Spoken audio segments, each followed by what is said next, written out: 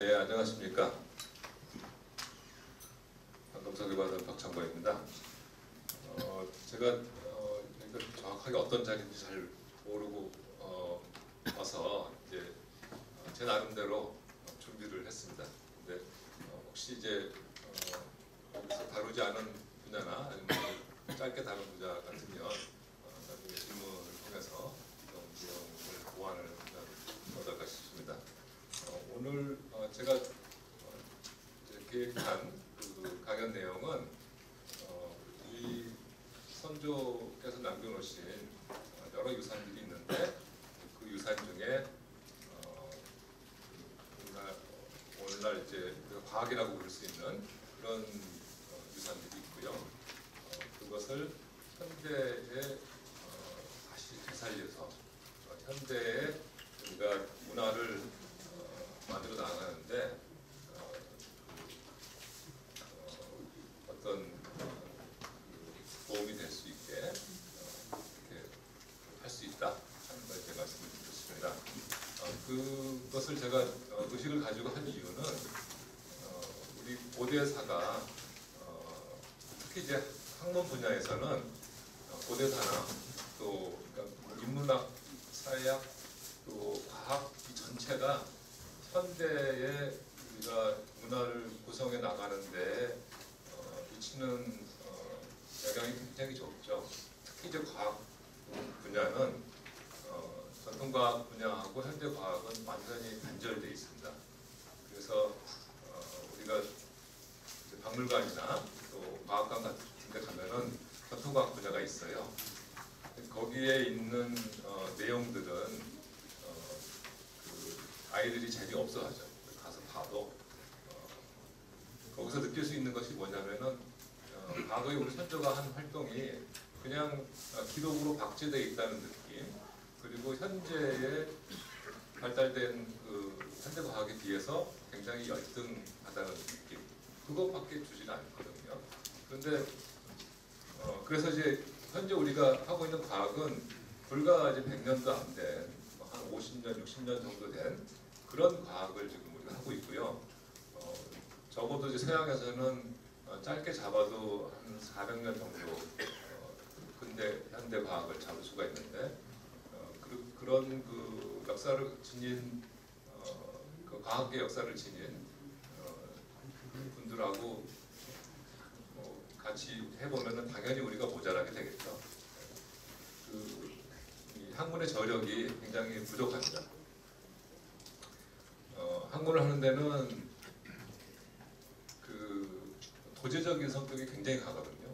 특히 과학에서 그렇고 다른 분야도 아마 그럴 거라고 생각하는데 선생님한테 배우고 그 선생님은 그 전에 선생님한테 배우고, 제가 우주론을 80년대에 이제 유학을 가서 처음 연구를 하는데 그때만 해도 전 세계에 우주론 교과서가 없었습니다. 상상하실 수 있겠어요? 교과서가 없었어요. 우주론이라고 하는 학문을 체계적으로 배울 수 있는 책이 전 세계에 한 권도 없었어요. 그러면 어떻게 이 우주론을 사람들이 공부를 했느냐? 직접 어떤 특정 주제에 어떤 사안이 있으면 그 사안을 연구한 논문을 찾아서 보고, 또 그 논문이 인용한 논문을 또 보고 하거나, 아니면은 선생님한테 직접 물어보는 거예요. 주변에 우주론을 한 사람이 잔뜩 있기 때문에 가서 물어보면 돼요. 근데 우리나라에서는 그렇게 할 수가 없죠. 물어볼 수도 없었고, 또 그 당시에는 도서관에 가서 학술지를 찾아볼 수도 없고, 그러니까 그게 이제 다 학문적인 이제 저력의 차이인 거거든요. 그래서 우리 그 전통시대의 그 과학이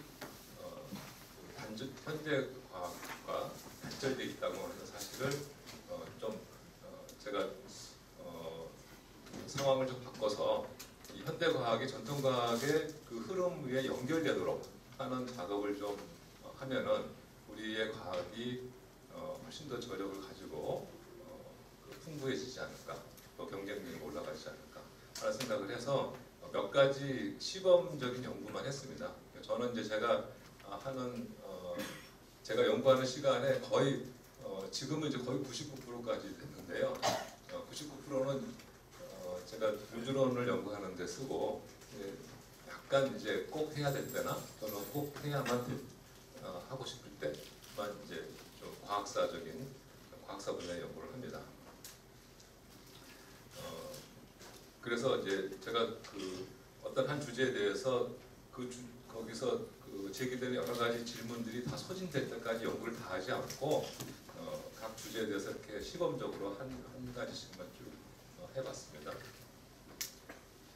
제가 지금 있는 기관은 그 고등과학원이라는 기관인데요.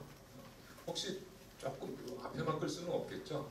되게 불을 조금만 줄일 수 있나요?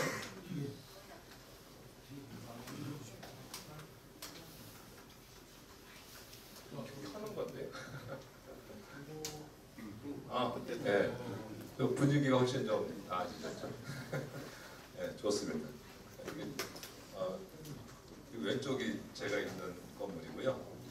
고등과학원은 그 미국 뉴저지주의 프린스턴이라는 마을이 있는데 거기에 고등연구소라는 그런 연구기관이 있습니다. 고등연구소라고 하면은 잘은 그 기관 이름은 잘 모르는데 그래도 아인슈타인은 대부분 잘 아시죠?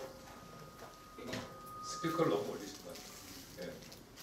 아인슈타인을 잘 아시죠? 아인슈타인이 30년 동안 연구한 그 연구소입니다. 그래서 우리나라의 이 고등연구소와 같은 그런 연구소를 만든 게 이제 코리아 인스티튜트 포 어드밴스드 스터디. 그래서 우리 이제 고등과학원이라고 그러죠. 연구원이라고 하지 않고요. 그래서 제가 서울대에서 이제 고등과학원으로 옮긴 이유는 여기서는 어떤 잡무가 없이 거기 있는 사람들이 오로지 자기가 하고 싶은 연구만 할 수 있는 그런 특별한 기관입니다. 우리나라에서는 정말 여기서 있는 사람들은 저를 포함해서 아주 운이 좋은 사람들인데요. 본인이 하고 싶은 연구 아무거나 하면 되는 그런 연구소에 있습니다.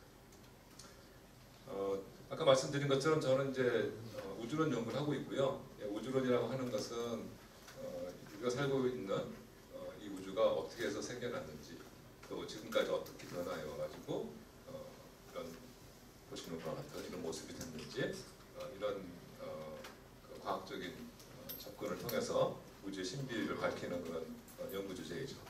근데 제가 이런 일을 하다가 이제 역사와 관련된 일을 좀 하게 됐는데 제가 이제 책에서도 이제 앞에 썼지만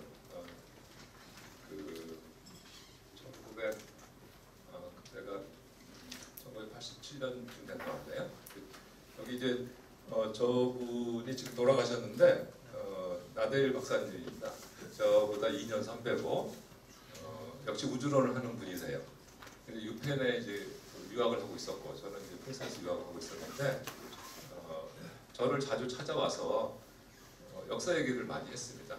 삼국시대 역사 얘기, 특히 이제 백제 얘기를 많이 하시면서 그 우주론 얘기를 좀 하다가 이제 밤새도록 역사 얘기만 하고 그러다가 이제 저희 학교 교정인데 이제 그 도서관 앞이에요. 그 앞에 손가락 들고 가는 애가 제 큰 애입니다. 근데 귀국을 해서 93년에 저한테 역사 연구를 하자고 제안을 했고 제가 우연찮게 그 전에 이제 하도 설득이 돼서 연구를 이제 같이 시작하게 됐던 거죠. 제가 이제 연구한 순서대로 이걸 말씀드리지 않고 나름대로 이렇게 좀 주제를 흐름을 맞게 이렇게 정리를 해서 말씀을 드리겠습니다. 제가 이제 첫 번째로 말씀드리고 싶었던 내용은 전통과학의 기원인데요. 이 얘기가 왜 중요하냐면은 우리가 현대 과학, 우리나라에서 현재 많은 과학자들이 여러 분야에서 연구를 하고 계신데 이 현대 과학의 기원을 잡자면은 일부는 이제 구한말에 시작된 교육으로 이제 기원을 잡지만 대부분은 일제시대 때 일본을 통해서 들어온 서양 과학을 현대 과학의 기원으로 잡고 있습니다. 한국의 현대 과학의 기원을. 그래서 그 현대 과학이 언제 우리나라에서 시작됐냐 하는 것은 대체로 사람들이 동의를 하고 별로 부인하지 않아요. 근데 질문을 별로 하지 않는 부분이 있는데 그게 전통과학의 기원이거든요. 우리가 뭐 첨성대이기도 하고 또 금속발전이기도 하고 인쇄 거북선이기도 하고 이제 우리 전통과학의 우수성을 많이 얘기를 하는데 그 전통과학이 우리나라에서 그럼 언제 시작됐느냐 하는 얘기는 잘 언급된 그런 주제가 아니죠. 그런데 과학사 하는 분들한테 물어보면은 전통과학의 기원은 한나라 때 우리나라 북부지방을 점령을 했던 한사군 때다. 이게 정설입니다. 한사군 때 우리나라를 식민화한 그때 중국의 과학이 우리나라에 들어와서 그게 우리나라의 전통과학의 기원이다. 이렇게 알려져 있습니다. 그래서 그러면 이제 그걸 실제로 확인을 하고 연구를 해봤느냐 하면은 그러지도 않았어요. 그러니까 이제 일부 그 유물들이 당랑 시대 유물이나 이런 것들이 있죠. 그런데 그래서 이제 그걸 좀 확인을 해보자 하는 거였고요. 그래서 이 전통과학 기원은 이제 아무래도 서기 전 얘기 때문에 아마 여러분 그래서 이제 이 시기는 이제 단군조선 시대인데 전통과학의 기원을 밝히기 위해서 이 연구를 했던 건 아니고 이제 원래는 나델 박사님이 삼국시대 초기에 그 나라를 기술한 역사가 있는데 그것이 맞는지 틀리는지를 검증을 해보자 그랬는데 저는 이제 삼국시대가 역사가 분명하니까 제가 그때 생각하기로는 단군조선 시대를 나는 연구하고 싶다. 그래가지고 단군조선 시대의 기록을 나름대로 찾아보고 그래서 단기고사나 한단복의 단군 세기편에 있는 기록들을 이제 봤었습니다. 그래서 아마 이 부분은 많은 분들이 보셨을 텐데 여러 기록들이 이제 있었지만 그 중에서 그래도 가장 제가 인상적이었던 부분은 오성치루 기록이었고요. 그래서 5개 행성이 하늘에서 모였다는 기록이고 그것을 이제 5행성의 궤도 운동을 계산을 해서 서로 가장 결집한 때가 언젠가를 찾아봤더니 기록을 이제 단군조선 1년을 언제로 잡느냐가 불분명하죠. 그래서 1, 2년 사이로 정확하게 우리가 알 수가 없지만 굉장히 드물게 일어나는 현상을 가지고 우리가 사실 여부를 맞춰보면은 그래도 기록의 진위를 알 수 있겠다고 생각을 했는데 이 결집 현상은 짧게는 20년 정도에 한 번씩 일어나지만 그 5의 행성, 5개 행성이 궤도 운동을 하다 보면은 우연히 아주 좁은 각도 내에 모이는 경우가 있는데 그것이 이제 하필이면 우리가 알고 있는 이제 단군조선 1년으로부터 쭉 계산을 했을 때 한 1년 이내에 실제 그런 현상이 일어났다는 겁니다. 그래서 이건 이제 저한테 굉장히 이제 흥미로운 그런 결과였고요. 이 사진은 이제 제가 만든 거예요. 실제로 이런 건 아니고 인왕산이고요. 그리고 그때 우연히 또 초생딸이 또 같이 있었어요. 그리고 이 별은 크리스마스 카드에 나온 동방 박사가 봤던 별을 스캔해가지고 집어넣은 건데 그래도 위치하고 별의 밝기는 맞춰서 제가 그림을 이제 집어넣습니다. 그래서 오행성이 이렇게 실제로 있었고 당시 분들이 봤을 때 굉장히 인상적이었겠죠. 아마 기록을 남긴 게 아닌가. 그래서 우연히 남기긴 좀 어렵다 싶었는데 문제는 이제 이 문헌 자료를 가지고 연구를 하니까 문헌의 진위에 대한 시비도 있고 또 기록 자체가 많지 않고 그 다음에 그 당시에 어느 단제 몇 년이라고 하는 것이 서력으로 몇 년이라고 하는 그 편년이 잘 안 돼 있고 여러 가지 그 어려움이 있으니까 그렇지 말고 그러면은 그 당시 사람들이 직접 남긴 유물을 가지고 연구를 해보자 해서 제가 이제 주제를 옮겨본 것이 이 고인돌 연구였습니다. 왜냐하면 이제 고인돌 시대라고 하는 게 우리나라 일반적인 이름으로는 거성문화 시대고요, 또 고조선 당군조선 시대죠. 그래서 고인돌에 이제 제가 관심을 두게 됐는데, 관심을 두고 내용을 보니까 굉장히 놀라운 걸 깨닫게 됐는데, 우리나라에 고인돌이 굉장히 많죠. 다른 나라에도 많을 것 같은데 그렇지 않고, 제가 이제 이 연구를 처음 할 때만 해도 많은 보고서들이 전 세계 고인돌의 70%가 우리나라에 있다, 이렇게 돼 있고요. 지금은 아마 한 50% 정도가 우리나라에 있을 겁니다. 왜냐하면은 그 사이에 다른 나라에서 고인돌이 많이 발견된 게 아니라 우리나라에 있는 고인돌이 많이 없어졌어요. 그러니까 그 옛날에는 이제 논이나, 고인돌이 주로 논이나 산 기슭에 있는데, 옛날에 소가 논을 갈고 할 때는 고인돌을 피해서 이렇게 다녔는데, 지금은 콘크리트로 갈잖아요. 그러니까 걸그적거리니까 타가지고 그냥 파묻어 버리죠. 그렇죠? 그리고 도로 공사할 때도 이제 다, 옛날에는 고인돌을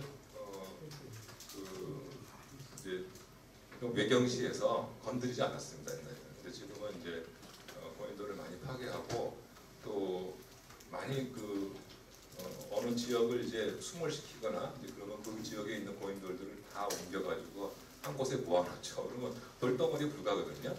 고인돌 제자리에 있어야 제가 이제 어떤 의미를 갖는 건데, 그 방위에 대한 정보도 잃어버리고, 그리고 걔네들끼리 이제 같이 이렇게 군락을 이루고 있으면서 어떤 그 의미를 갖게 됐는데, 이제 그런 것이 다 없어지는 거죠. 그냥 박물관의 어느 정원의 마당에다 쫙 갖다 놓으니까 그냥 돌덩어리 불과하게 되는 거예요. 그래서 많이 이제 구들로도 쓰이고 건축 자재로도 많이 쓰입니다. 그래서 지금 많이 파괴돼서 이제 50% 이하로 떨어진 걸로 알고 있습니다. 하지만 그렇게 많이 파괴된데도 불구하고 워낙 많으니까 아직도 뭐 남한에 적어도 5만 기 정도는 있는 걸로 알고 있습니다. 근데 그 외국에는 이제 그렇게 많지는 않죠. 고인돌에 관련돼서 사실은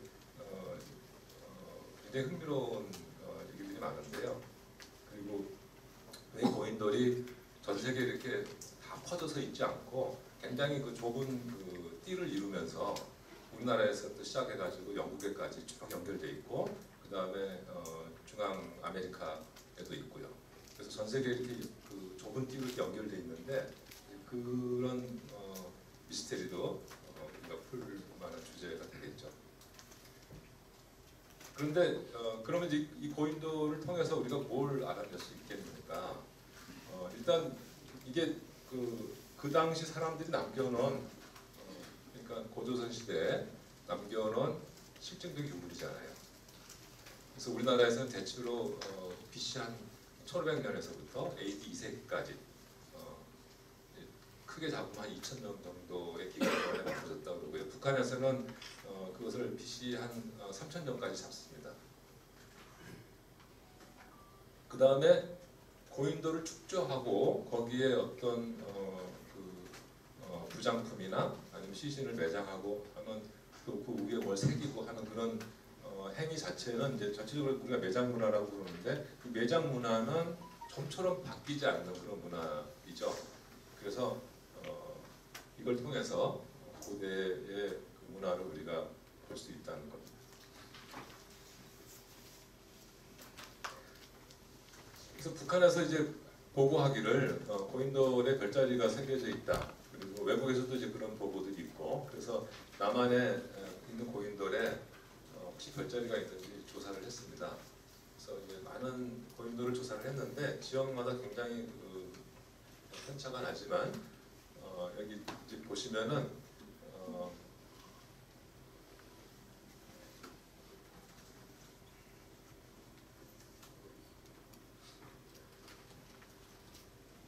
지금 여기 김해 배총에 있는 화면에는 안 나오고 스크린에 나오는데, 네. 여기 지금 네.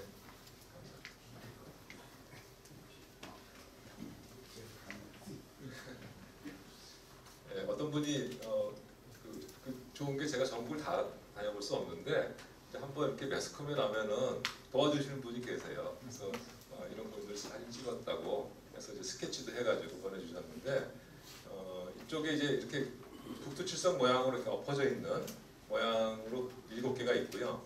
그다음에 그 앞에 이렇게 5개 별이 이렇게 있어요. 그래서 바위를 그냥 찍으면 잘 안 보이는데 이런 건 이제 요건 제가 찍은 거라 이렇게 분필로 이렇게 표시를 해서 잘 보이죠. 근데 여기는 이분이 그냥 찍었어요. 그래서 하나, 둘, 셋, 넷, 5 그게 요 부분이고요.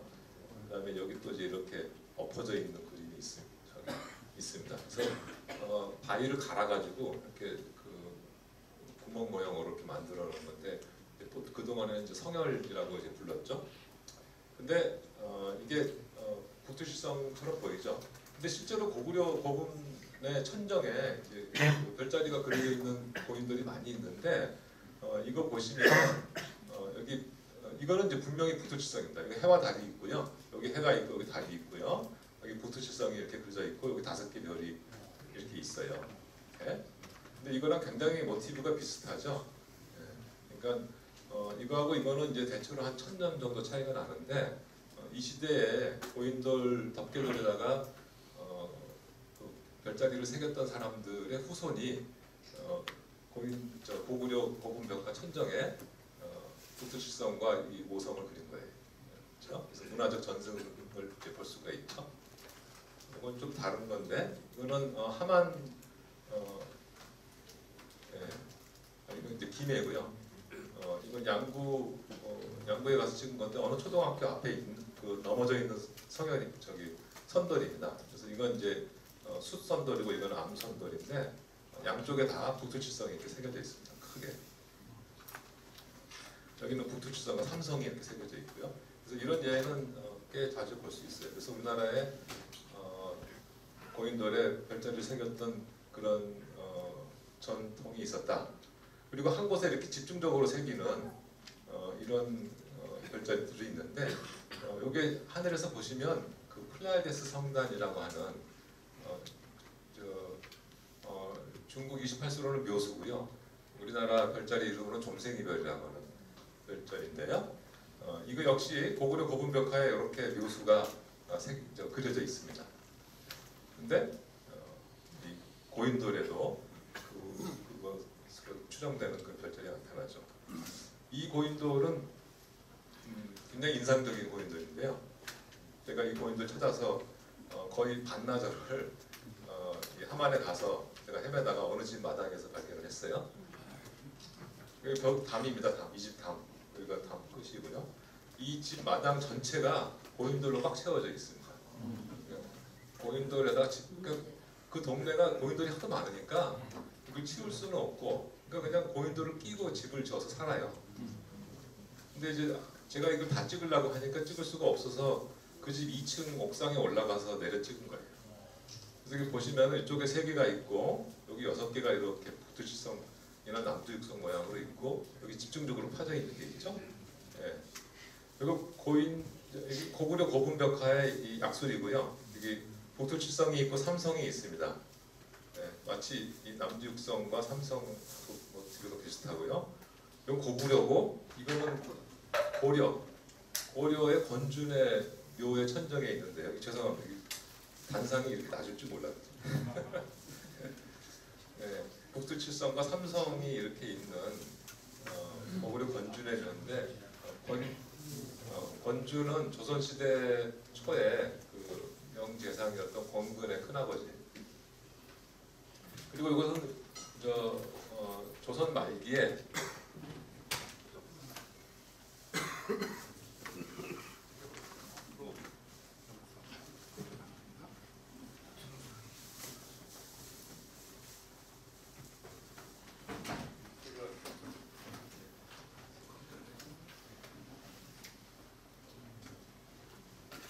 이쪽에서 더 안 보이실 것 같은데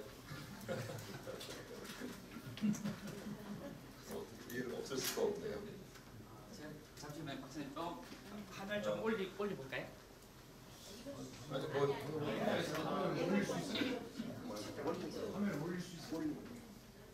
스크린으로 올라간다. 올라간다.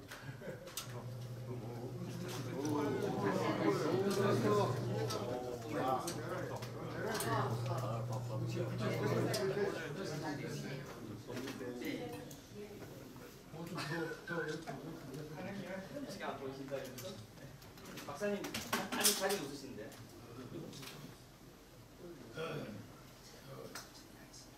박 교수님 인기가 좋으신데. 아니 밑에다가는 뭘 넣지 말아야겠네. 네. 요건 저 연적입니다. 연적. 연적에 여기 남부 육성과 삼성이 이렇게 있어요. 그러면 이거는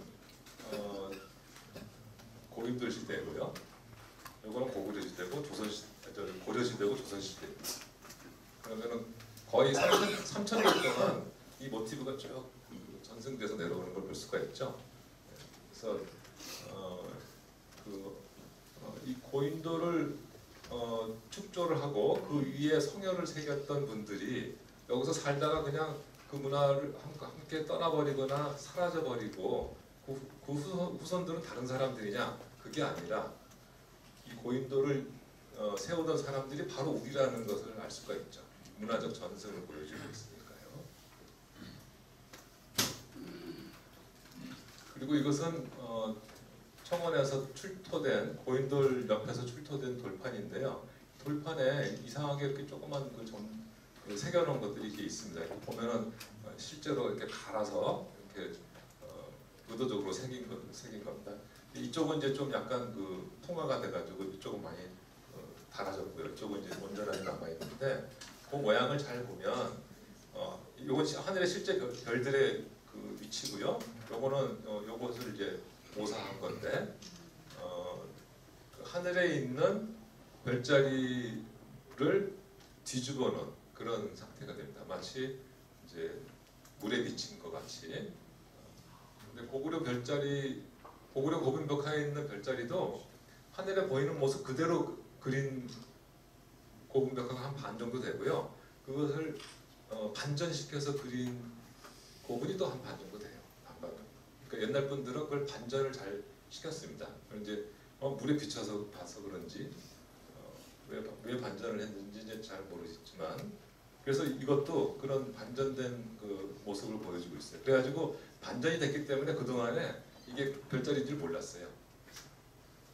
하여튼 여기 큰 건 자리가 있고 용 자리가 있고 작은 건 자리가 있고 이렇게 확인을 할 수가 있습니다.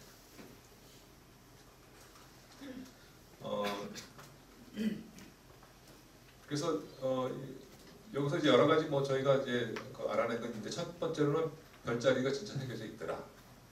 제가 이제 과학을 좀 넓게 정의를 하면은 인간이 자연을 관찰을 하고 그 관찰된 지식을 인간의 활동에 활용한다면 그걸 저는 과학이라고 부를 수 있습니다. 그 목적이 점을 치거나 아니면 어떤 상징을 부여하기 위해서 하거나 어떤 목적으로 쓰든 간에 자연에서 얻은 지식을 인간 활동에 쓰면은 넓게 보면 과학이다. 이렇게 얘기를 하면은 우리나라 과학의 출발은 적어도 청동기 시대에 고인돌 시대로 우리가 잡을 수 있다. 이렇게 생각을 할 수 있고요. 뭐 여러 가지 특징이 있습니다만 제가 이제 간단히 넘어가겠습니다. 그래서 한국 천문과학의 시점, 그리고 천문과학뿐만 아니라 전체적으로 과학의 시점을 적어도 삼국시대 초기, 그러니까 한사군을 통해서 들어온 그 중국 천문학이 한국 과학의 시원이 아니라 그 전 시대에, 청동기 시대에 이미 한국의 과학이 시작이 됐다는 거고요. 그 전 시대에 시작이 됐기 때문에 이것이 독자적인 기원일 수도 있고 아니면은 이 시대의 교류에 의해서 시작됐을 수도 있겠죠. 하여튼 적어도 삼국시대에 한사군을 통해서 들어온 중천문학은 아니라는 거죠. 그리고 이제 앞으로 남겨진 과제는 이 고인돌이 우리나라 고대사의 정말 저는 핵심이라고 생각합니다. 그래서 우리 고대사를 밝히는 그 징검다리가 이 고인돌이 아닌가. 우리나라 고대 유물 중에 가장 풍부하게 남아있는 유물이 고인돌이거든요. 그래서 가서 보시면 이게 이제 고창의 그 유명한 것이죠. 그래서 제가 89년에 이제 처음 갔을 때 이제 여기를 보고 정말 감동을 받았습니다. 저는 이제 이렇게 벌목을 해놓은지는 모르고 그 옆에부터 탑사를 해 나가고 있었는데 이 막 숲속에서 고인들 찾아가지고 하다가 갑자기 여기를 딱 왔는데 나무를 다 베는 거예요. 그래가지고 갑자기 이제 이 수많은 고인들을 보고 정말 감탄을 했었습니다. 그래서 이게 정렬이 이렇게 다 돼 있고요. 이 지역은 이제 성혈 있는 고인들이 몇 개 없지만 경남 지방에는 굉장히 많이 있습니다. 그러니까 숲속이었어요. 원래 이렇게 다 숲이었죠, 여기가.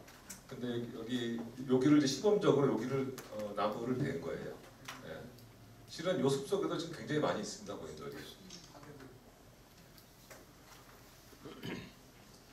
네, 그래서 고인돌에 대한 말씀을 거기까지 드리겠습니다. 그래서 고인돌을 통해서 여러 가지 이제 그 시대의 역사를 우리가 헤아려 볼 수 있지만 이제 그 중에 하나는 우리나라 전통과학의 기원을 알아볼 수 있다는 거고요.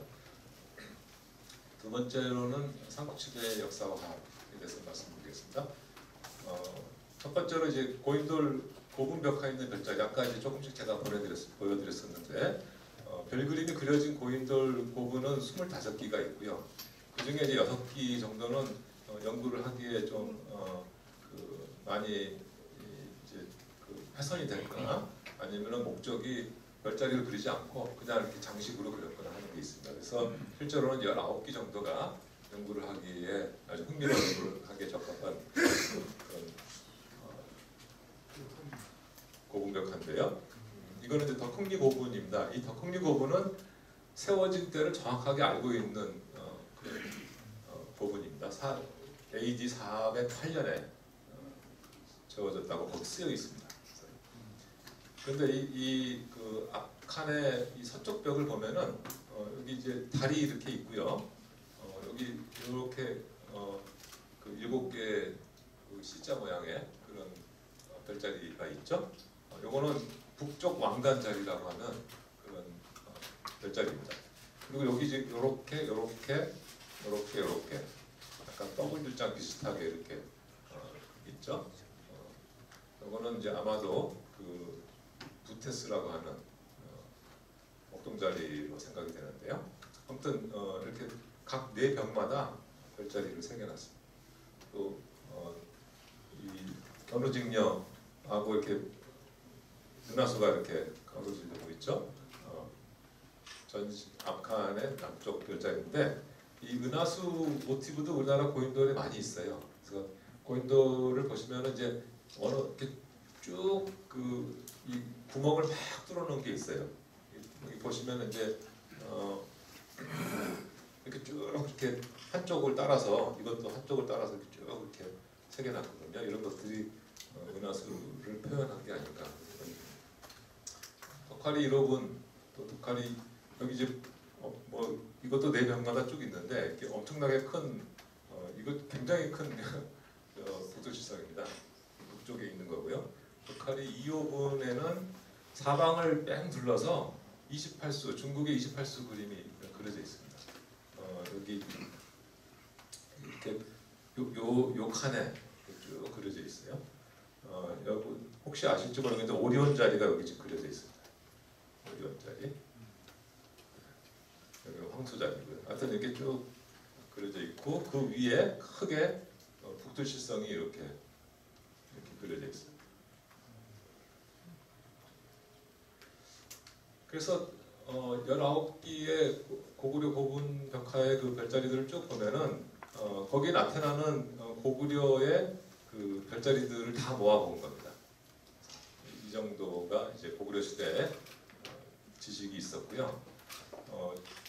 이제 이미 그때는 중국 천문학이 들어왔어요. 그래서 중국의 28수를 우리가 사용하고 있었는데 그 중에 그 28수가 아닌 다른 별자리 경우에는 중국의 별자리랑 모양이 다른 게 있습니다. 별을 연결한 방법이 다르죠. 그러니까 고인돌 시대는 물론 달랐고요. 그래서 생각하기에 고구려 시대만 해도 그 이전에 우리가 그 스스로 이렇게 그렸던 별자리가 있고 또 중국에서 들어온 또 별자리가 있어서 그것이 혼재돼서 사용된 그런 기간이라고 생각이 듭니다. 예를 들어서 지금 이 별자리 같으면은 그 중국에 없는 별자리.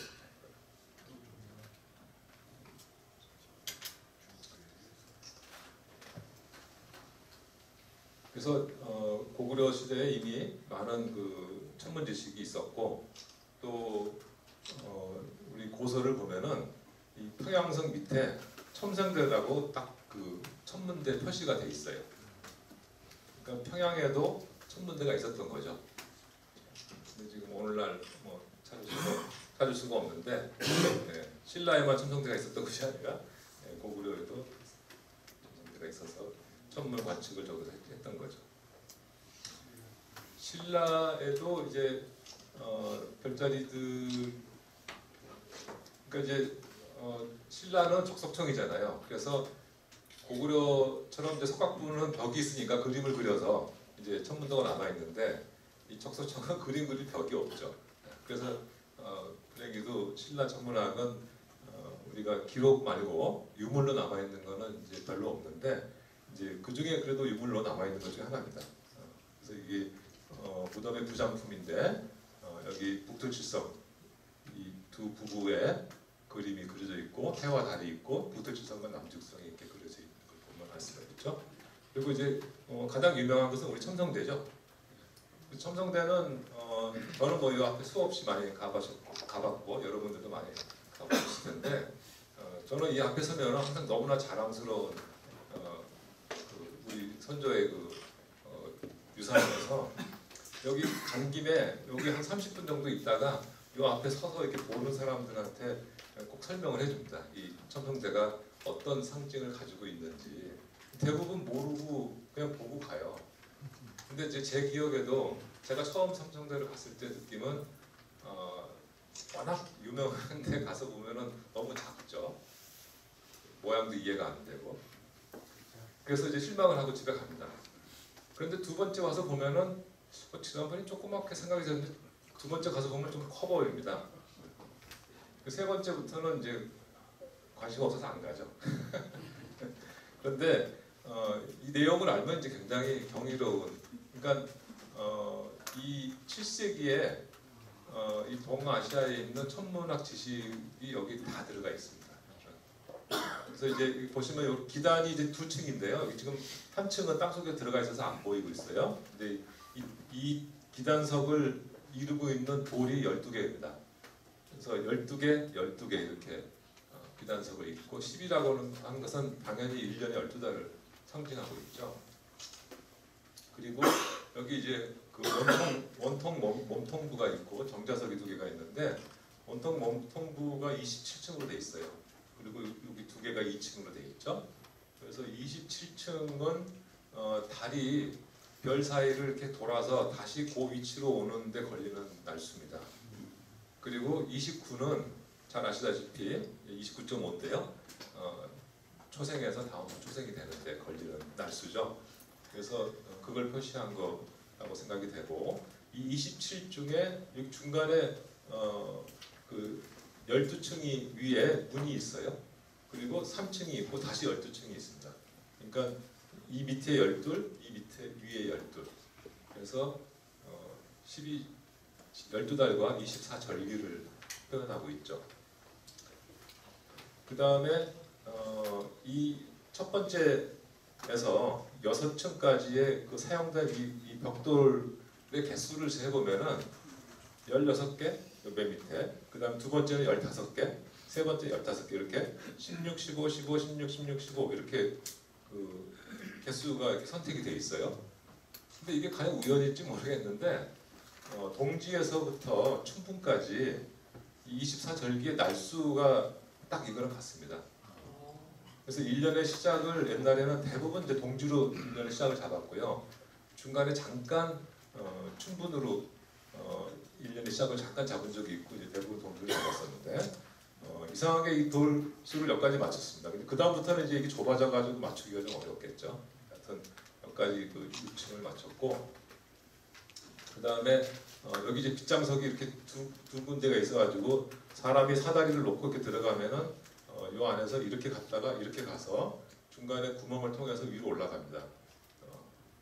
그런데 요 몸통부를 이루고 있는 돌수를 제가 여기다 숫자를 적어가지고 다 세봤더니 364개예요. 그래서 왜 365개가 아니고 364개인가 하고 생각을 해봤는데 여기 올라간 다음에요. 요 밤에 깜깜한데 관측을 하니까 중간에 구멍이 뚫려 있으면 안 되잖아요. 그래서 그것을 메우는 돌판이 있습니다. 그래서 그 돌판을 딱 메우면 원통부에 있는 돌수가 365개가 돼요. 그래서 1년의 날수를 표현을 했다는 거죠.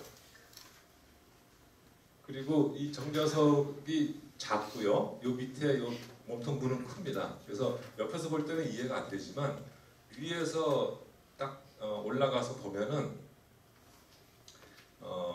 자기를 둘러싸고 있는 지역은 조그만 네모고요. 그 다음에 그 바깥에 둥그런 것이 둘러싸고 있는 걸 보게 되죠.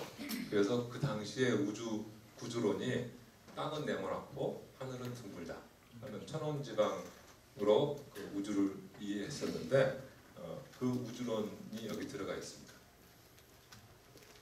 그래서 당시에 천문 지식이 여기 다 들어가 있었어요. 그 다음에 천문 천상 기록 이게 이제 사실 제가 제일 먼저 연구했던 것이 이 부분인데 천문 천상 기록을 연구를 한 이유는 제가 몇 시까지 하면 되죠? 그럼 시간이 지금 8시까지 하시죠. 8시까지. 네. 시간 제한 없어요. 가급적 8시까지 하겠습니다. 그 나델 박사님이 저한테 이제 요청하신 게 고대의 천문 기록을 사용을 해서 그 당시에 이 천문 기록이 진짜 일어났는지 안 일어났는지를 우리가 검증을 하면 그 당시에 그 역사를 검증할 수 있지 않겠느냐 하고 제안을 이제 해서 이 연구를 이제 했었죠. 근데 제 경우에는 저는 이제 그 연구는 재미없다고 생각하고 당군조선시대 연구를 먼저 했고요. 근데 이제 사료가 너무 부족하고 또 사람들이 많이 이제 그 신빙성에 대해서 의문을 갖고 있기 때문에 고인돌 연구를 한 거고 또 삼국시대의 경우는 이제 그 뒤에 연구를 하게 됐습니다. 그래서 사료를 이제 발췌하기 위해서 제가 삼국사하고 한국기구사를 이제 봤더니 천문 관련 기록이 한 240개 정도가 있었어요. 그 외에도 여러 가지 종류의 자연현상 기록이 있었죠. 그래서 저 기록을 가지고 우리가 뭘 연구할 수 있을까 하고 이제 한번 생각을 해볼 수 있을 텐데요. 이제 신라본기하고 백제본기, 고구려본기를 보면은 거기 있는 천문 기록의 개수 분포입니다. 그래서 신라본기에는 앞쪽에 이렇게 많이 있고요. 또 뒤쪽에 이렇게 7세기부터 또 많이 있습니다. 백제는 이렇게 늘어났다가 줄어드는 모양을 하고 있고 고구려는 한 1세기 말에서 2세기에만 주로 좀 있고 나머지는 거의 없습니다. 그래서 그 삼국사기의 그 발문을 보면은 김두식 선생님이 굉장히 한탄을 한 그 말부터 시작되죠. 그래서 삼국의 역사를 다시 쓰려고 했지만 너무나 사료가 부족해서 그 역사를 제대로 쓸 수 없는 것에 대해서 너무 슬프게 생각한다. 이렇게 그 한탄하는 글이 있는데 이제 과연 보면은 이 사료 부족 때문에 많이 빠진 게 아닌가 하는 생각을 하게 되는데요. 이 천문 기록 내용을 보면은 이제 여러 가지 종류의 천문 현상이 기록이 되어 있습니다. 그래서 일식도 이렇게 쭉 있고 한데 그 천문 현상은 우리나라에서만 보는 게 아니죠. 다른 나라에서도 볼 수가 있잖아요. 그래서 이제 중국 기록을 보면은 중국에도 동일한 기록이 있는 그 현상들이 그런 기록들이 있죠. 그래서 예를 들어서 이 삼국사기에 있는 일식 기록이 중국에도 있는가 이렇게 보면은 대부분 중국에 있습니다. 그런데 예를 들어서 행성하고 달이 이렇게 하늘을 다니다가 행성이나 달이나 전부 다 우리 이 지구의 공동 궤도면에 거의 비슷하게 다니거든요. 그래서 어떨 때는 행성이 이제 더 뒤에 있으니까 달이 행성을 이렇게 가리게 됩니다. 그래서 이제 그럴 경우에는 예를 들어서 뭐 금성 같은 거 이제 태백 이벌, 또 근처를 스쳐 지나가면 태백 범월 뭐 이런 식으로 표현이 돼 있는데요. 이렇게 행성하고 달하고 만났다는 그런 기록은 대부분 중국 기록이 없는 독자 기록이에요. 그런 것은. 그리고 뭐 금성이 낮에 보였다든지 낮에 나타났다든지 유성이나 운석이 떨어졌다든지 이런 기록은 거의 중국에 없는 독자 기록이고요. 왜냐하면은 그 당시 분들은 일식을 굉장히 중요하게 생각했던 것 같아요. 그래가지고 일식 경우는 중국 기록에 있어야지만 사서에 남겨놓고 아마 다른 기록은 좀 버린 게 아닌가 하는 생각이 들고 이런 기록은 그냥 내버려둔 것 같습니다. 근데 이제 대표적으로 해성 기록을 보면은 해성이 어디 나타났다. 그런데 해성 기록에서 적나라하게 이제 그 차이가 나는데요. 해성이 나타난 하늘의 위치를 중국 별자리로 표현한 것은 보면은 반드시 중국 사서에 그 해성 기록에 동일한 기록이 있습니다. 그런데 나머지 반은 중국 기록이 없는데 중국 사서에 안 나타나는 해성 관측 기록은 반드시 팔방위로 표시되어 있습니다. 해성이 동북방에 나타났다 이렇게 표시되어 있어요. 제 생각에는 김부식 선생이 이 천문 기록을 이렇게 이제 뽑아가지고 넣다가 중국 사서를 이렇게 보고 중국에 더 정확한 별자리가 딱 표시되어 있는 기록이 있으면은 그 별자리로 표시를 한 것 같아요. 근데 우리 선조들은 원래 팔방위로 원래는 기록을 했는데 그래서 중국 기록이 없는 것은 그냥 팔방위로 남았고 중국 기록이 있는 것은 별자리 이름이 들어간 것이 아닌가. 그래서 이게 잘 이제 얘기를 해주죠. 여기 한 가지 예인데요. 이건 이제 금성이 달이 금성을 가렸다. 여기 말로는 금성이 달로 들어갔다 이렇게 돼 있는데 실제로 해뜰녘에 이렇게 그 금성하고 달이 만나서 해가 뜰 때쯤 되면 이제 금성이 달 속에 가려진 그런 것을 이제 복원해 볼 수 있습니다. 이게 이제 7세기인데 1400년 전에 실제로 이런 현상이 일어났다는 것을 우리가 알 수가 있죠. 제가 이제 처음에 이 연구를 할 때는 뭐 거의 2100년까지 거슬러가는 이 기록이 진짜 사실이겠는가 하고 굉장히 좀 옛날 그 고대 천문 기록을 굉장히 제가 과소평가했었어요. 근데 계산을 해보니까 진짜 딱 맞는 거예요. 그래서 아주 경이로웠습니다. 아마 제가 이때 한 연구 중에 이제 굉장히 가치 있는 것 중에 하나가 이제 이건데요. 이거는 태백 주현입니다. 그래서 금성이 낮에 보였다는 거예요. 근데 금성은 밝기가 변합니다. 그래서 지금 우리 지구가 이렇게 제가 지구라고 보고요. 여기 태양이 있습니다. 그런데 이제 금성이 내행성이니까 이제 그 태양 주위를 이렇게 돌고 있죠. 그래서 금성이 저 뒤로 가면은 동그랗고 어두워 보입니다. 근데 이제 앞으로 이렇게 오면 점점 밝아져요. 그러다가 최고로 밝아졌다가 태양하고 지구 사이로 이렇게 금성이 오면은 태양빛을 금성의 뒷면이 받게 되잖아요. 그래서 일시적으로 어두워집니다. 그러다가 다시 이렇게 지나가면 다시 밝아졌다가 다시 또 천천히 어두워져요. 그러니까 예를 들어서 이게 지금 저 뒤에 있는 상황이에요. 그러다가 점점 밝아졌다가 잠깐 확 어두워지는데 그게 태양하고 지구 사이에 금성이 낀 경우죠. 그러다가 다시 밝아졌다가 다시 천천히 어두워지면서 저 뒤로 이렇게 가는 거죠. 그런데 태백 금성이 낮에 나타났다고 하는 보였다고 하는 그 기록이 언제 있냐면은 바로 금성이 가장 밝아질 때 그때 기록이 나타나요. 이때도 그렇죠? 이때도 그렇죠? 이때도 그렇죠? 그러니까 이게 아무렇게나 이 기록을 조작해 가지고 아무 때나 하면은 이게 안 맞을 거 아니에요. 그런데 실제로 그 금성의 밝기 계산을 한 거하고 기록이 있는 거하고 맞는단 말이죠. 그러니까 이것은 실측의 결과인 거죠. 그런데 이 3세기 초 이 시기는 바로 일본 학자들이 백제가 존재하지 않았다고 부정하는 시기입니다. 그래서 이 백제의 초기 역사가 이제 그 왕의 이름들이 반복되는 시기가 이제 있잖아요. 구수왕이 있으면 군구수왕이 있고 이런 식으로 초고왕이 있으면 군초고왕이 있고 이런 식으로. 그래서 이제 앞에 역사를 이제 거짓으로 넣었다고 하는데 그렇지 않다는 사실을 증명할 수가 있는 거죠. 그러니까 적어도 이 기록은 다른 나라 기록이 없으면서 백제 봉기에만 있는데 실제로 일어난 현상이라는 거죠.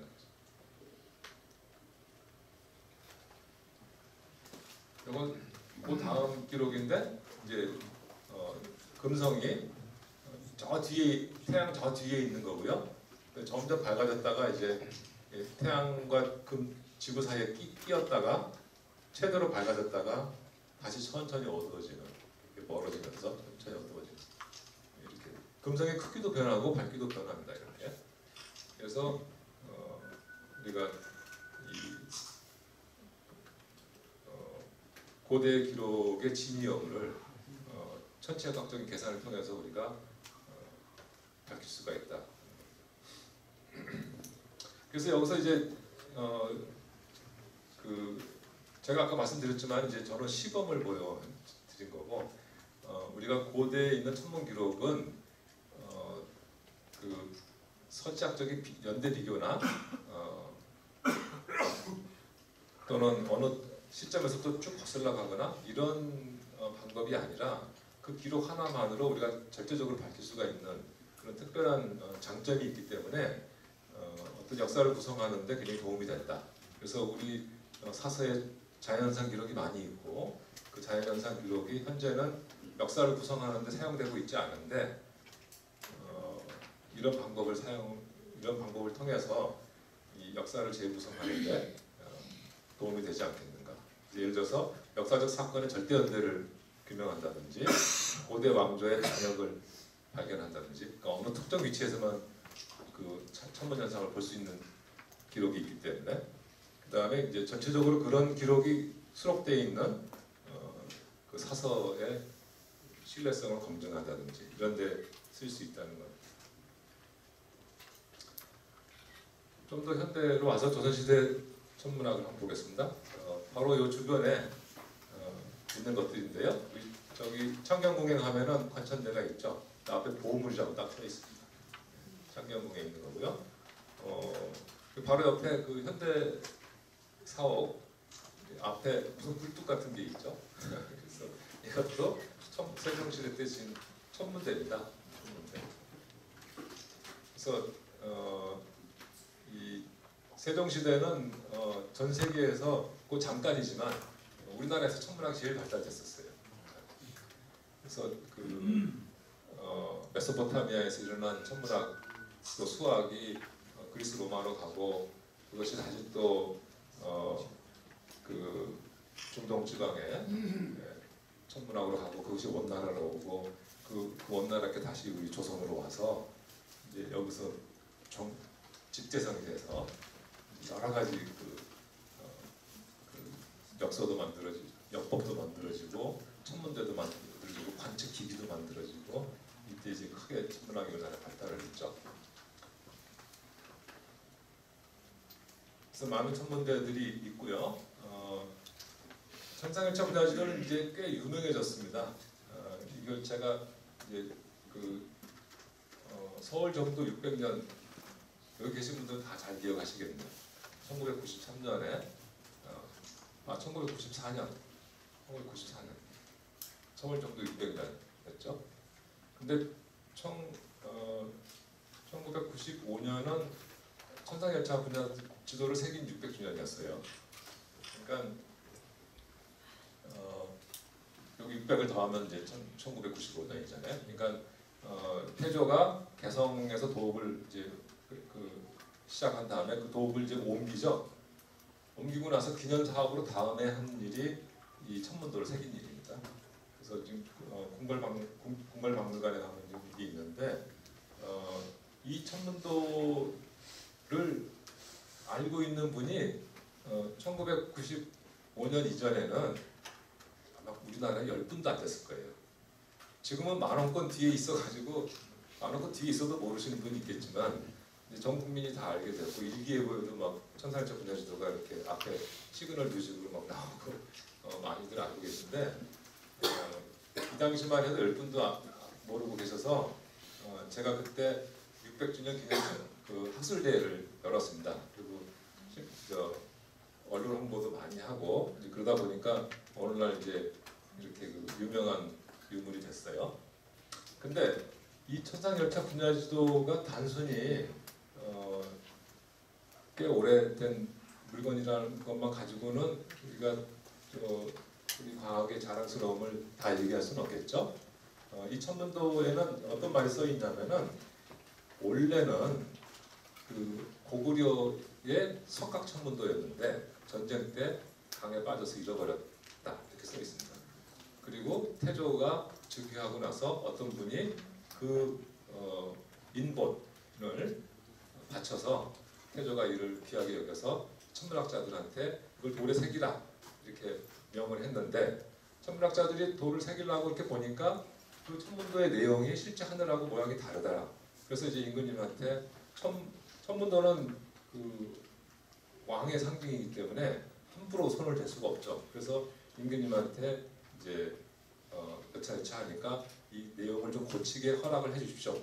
그래서 허락을 해서 천문도를 수정해서 새겼다 이렇게 써 있어요. 그러면은 여러 가지 메시지가 이 안에 있는데 첫째는 원본이 고구려 천문도라고 하는 거죠. 둘째로는 이 당시에 천문도를 수정했다는 내용이 들어가 있죠. 과학사학회에서 이 둘 다 부정을 합니다. 이 고구려 천문도일 수가 없다. 그래서 중국 천문도 가져온 거다. 둘째로는 고구려 조선 초에 이거 수정했다고 돼 있는데 이제 막 나라를 세워가지고 정신 없는데 언제 천문 별자리를 다 관측해서 이것을 수정했겠느냐 거짓말이다. 이거 금성훈인데 안 믿어요. 돌에 새겨져 있는데. 근데 안 믿는 이유가 있느냐? 아무 이유도 없습니다. 그냥 방금 말씀드린 그런 어떤 아우기는 거죠. 그냥 그럴 리가 없다. 그런 겁니다. 그냥 실제로 확인을 얼마든지 해볼 수 있는 내용이거든요. 일단 중국 천문도에는 중국에 있는 전천 천문도 이렇게 많은 별자리가 새겨져 있는 천문도들 중에서 이렇게 정확한 천문도가 없습니다. 그러니까 만약 우리가 중국 천문도를 베꼈으면 보통 베낀 천문도가 더 안 좋아지겠죠.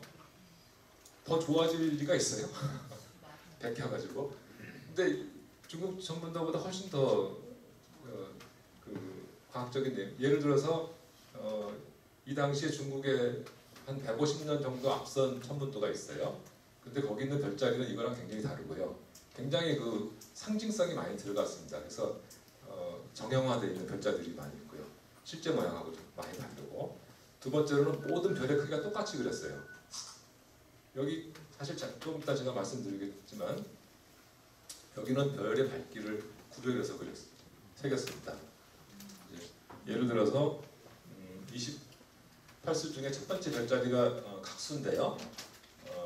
여기 보시면은 이거는 이제 중국의 별자리를 쭉 설명해 놓은 책이에요.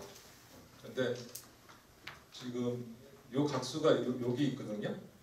좌각 여기 이렇게 있죠. 요 밑에 있는 별자리가 1등성입니다.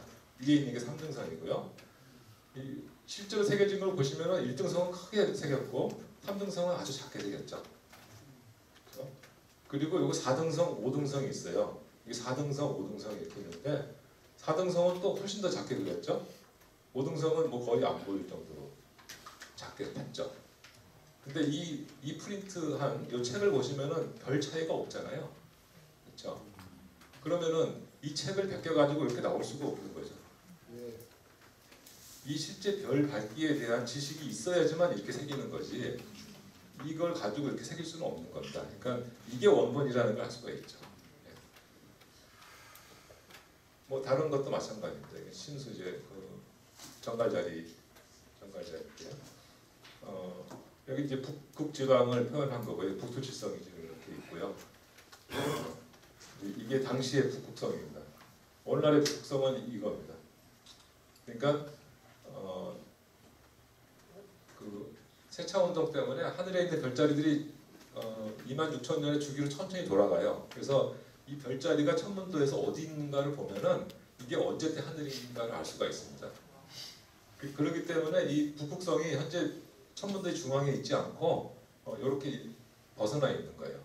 그러니까 이 천문도를 만들 당시의 북극성은 얘였던 거죠. 그래서 이제 이런 것을 계산을 해보면은 이 천문도가 언제 만들어졌는지 알 수가 있는데요. 이제 결론은 이겁니다. 이 북극 근처는 조선 초의 하늘의 모습이고요. 이 북극 근처 바깥에 있는 나머지 별자리는 약 2000년 정도의 별자리 모습입니다.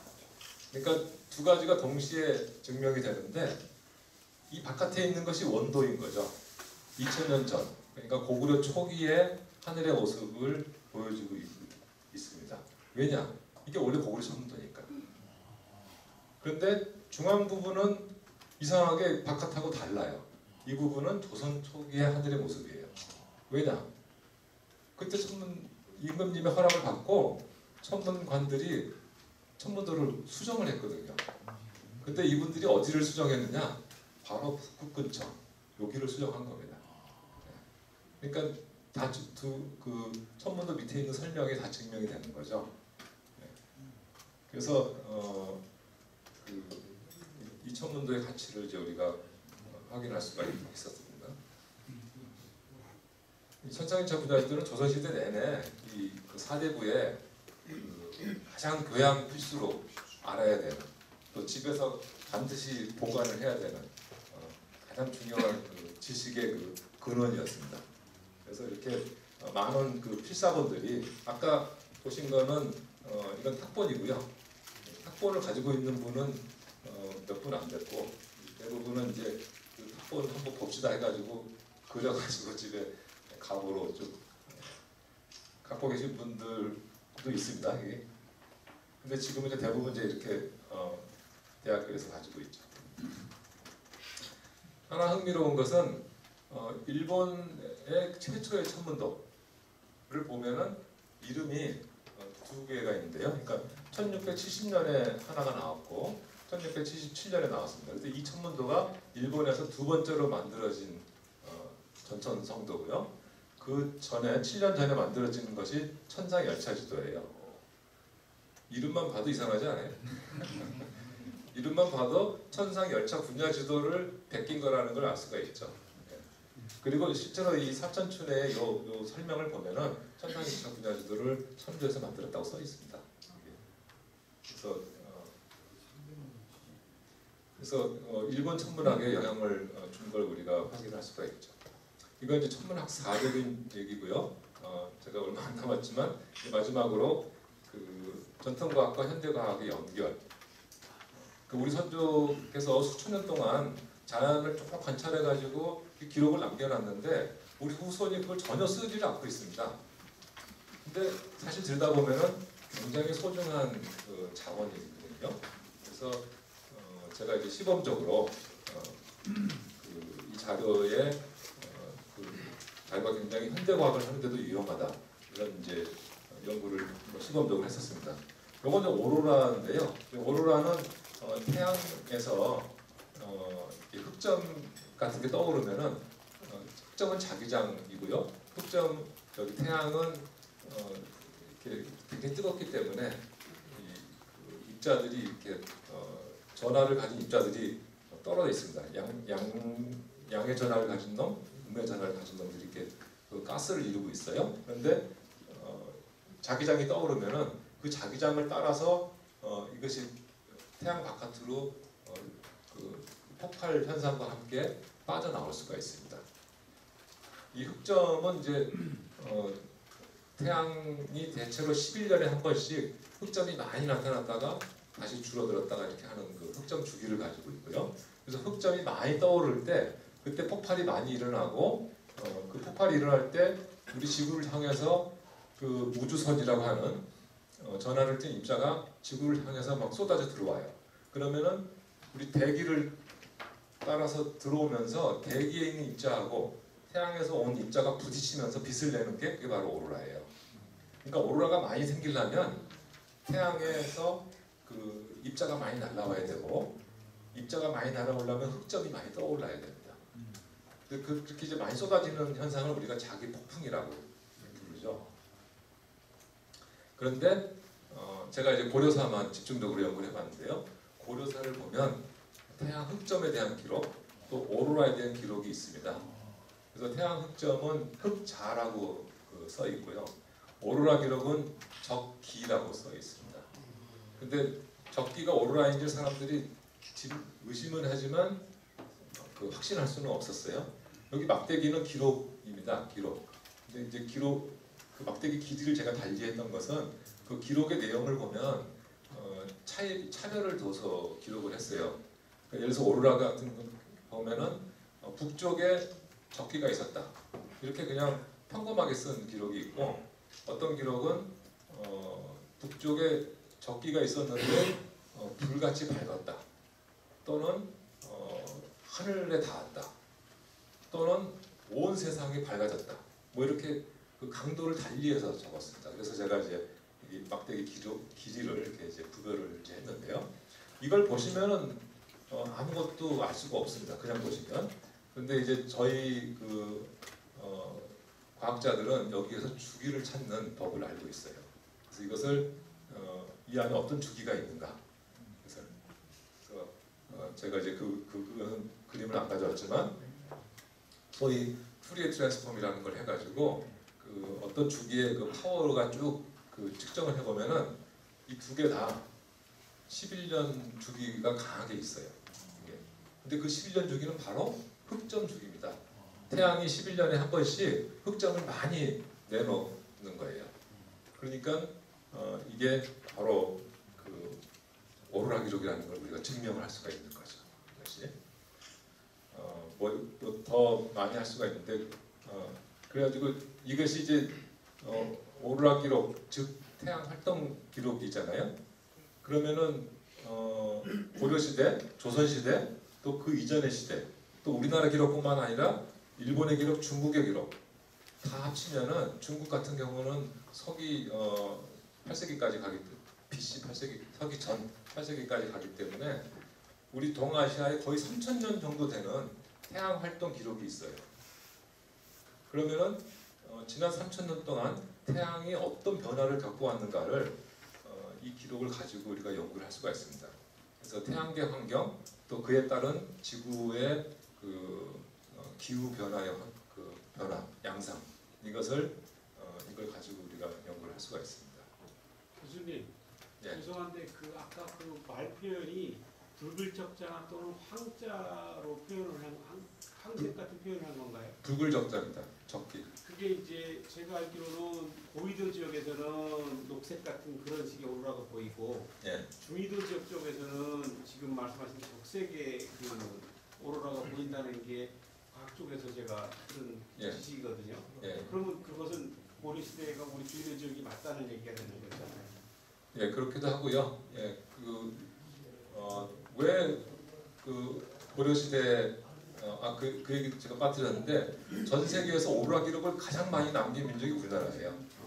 이상하지 않아요? 어느 날 오로라 기록 우리가 잘 오로라 못 보잖아요. 물론 가로등을 너무 켜서 안 보이는 것도 있고 또 하나는 북극, 그러니까 지구가 자전하는 북극이 있고요. 자기장의 북극이 있습니다. 이 나침판을 놓으면 나침판이 가리키는 북극이 있어요. 예, 자북은 그 지구 자전축하고 조금 벗어나 있어요. 근데 지금은 캐나다 북쪽에 있지만 고려 시대 때는 우리나라 위에 있었다 하는 겁니다.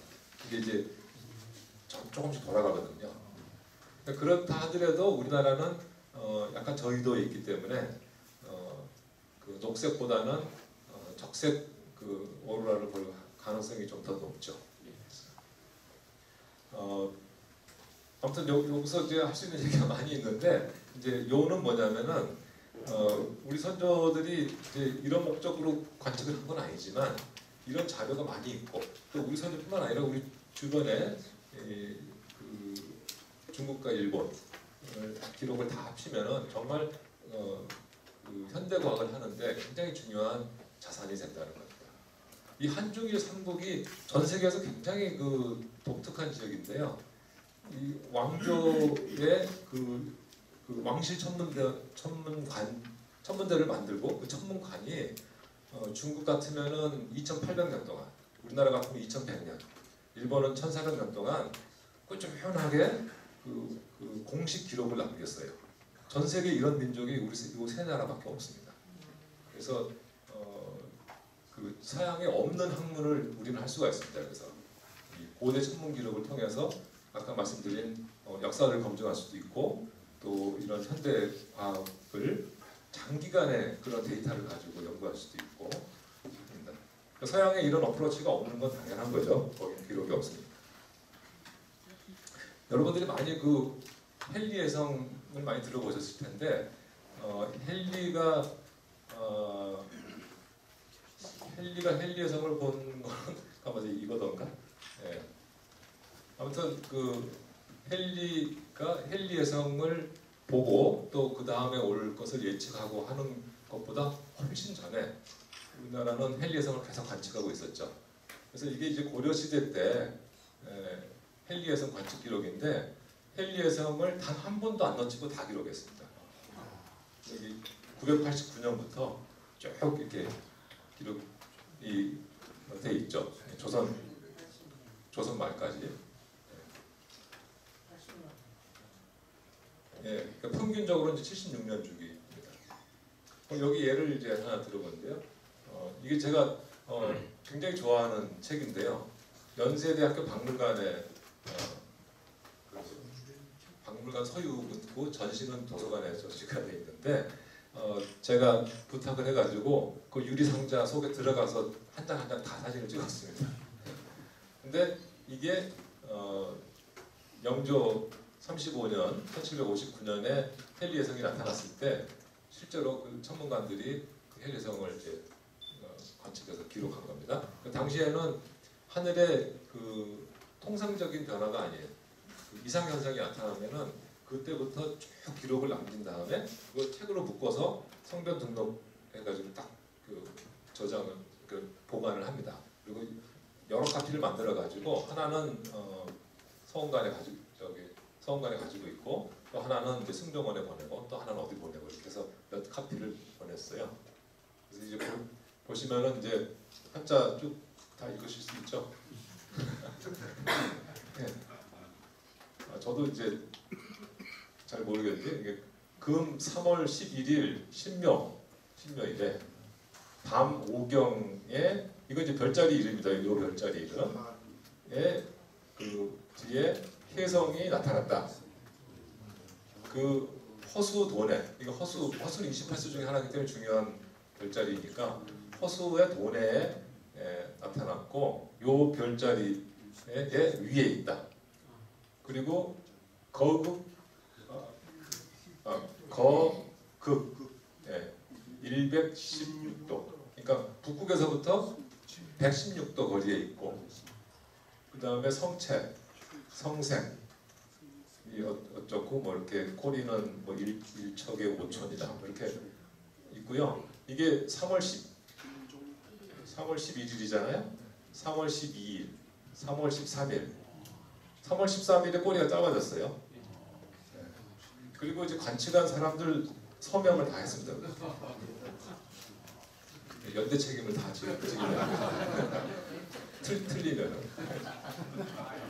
왜냐면은 이 서원관에 천문관이 관측을 못했는데 지방에서 누가 관측했다고 올라오잖아요. 이 사람들은 완전히 이제 큰일 나는 거예요. 그래서 기록을 다 이런 기록이 구한말에 창고에 산더미 같이 있었다 그래요. 근데 이제 일본의 그 측구관이 와가지고 이제 한국에 있는 모든 걸 다 접수하러 이제 딱 와서 보니까 이 책이 산더미 같이 있는데 관리를 안 해가지고 막 비가 맞고 쥐가 쓸고 해가지고 이제 다 버리게 돼서 이 사람이 3권을 가지고 자기가 갔다. 그래가지고 인천 축구소에 거기 소장이 됩니다. 이 사람이. 그래가지고 이 사람이 논문을 썼습니다. 이 사람이 가져간 3권 말고는 나머지 그 산더미 같이 있는 건 다 없어졌어요. 만약 그게 남아 있었더라면 정말 세계 천문학사에 정말 중요한 자료가 됐을 텐데 너무나 안타까운 일이죠. 그리고 이분이 이제 세 개의 그 기록을 가지고 논문을 썼는데 그 논문에 이제 그 복사를 해가지고 거기 이제 기록이 이제 사진도 있고요. 이런 사진이 있고 그런데 그 3개 중에 그 3개가 이제 다 논문만 남아 있고 이제 없어졌어요. 원본이. 그랬다가 해방이 된 지 한참 뒤에 손보기 선생님이 지방에 어딜 갔다가 뉴욕하에서 이제 고소를 파는 사람한테 책을 2권을 샀는데 그게 인천의 그 소장이 갖고 나간 3권 중에 2권을 샀습니다. 이거. 그래서 한 분은 완전히 없어졌고 이제 2부를 남아가지고 그 2부가 연세대학교 도서관에 지금 전시되고 있는 거예요. 그것을 제가 들어가서 찍은 거예요. 여러분이 오늘 보고 계시고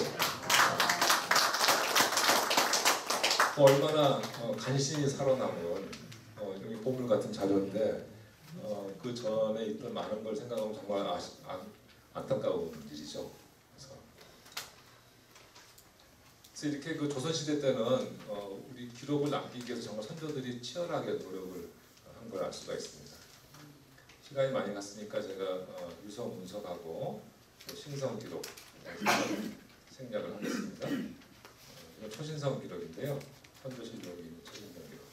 이건 뭐 그림 있으니까 제가 하나 그냥 설명을 해드릴까요? 선조 이게 1604년 기록이에요. 유명한 그 케플러 초신성이라는 기록인데요. 여기 천강이라고 하는 별자리 위, 그 다음에 천시 동원이라고 하는 이 별자리 밑에서 그 초신성이 터졌다는 기록이 이제 나옵니다. 그런데 이게 케플러 초신성으로 알려져 있어요. 이 초신성은 한번 터지면 이제 쫙 밝아졌다가 이렇게 며칠 쭉 밝아졌다가 다시 쭉 어두워진다. 천천히 어두워지는데요. 그 밝기 변화를 본 거예요. 그래서 한 300일 동안 밝기 변화를 이렇게 전 세계 여러 사람들이 관측을 했는데 이 빨간색 더하기가 유럽에서 관측한 거예요. 그리고 그 파란색 동그라미가 조선의 관상감에서 우리나라에서 관측을 한 겁니다. 그래서 최초로 관측한 사람은 이태리에서 먼저 관측을 했어요.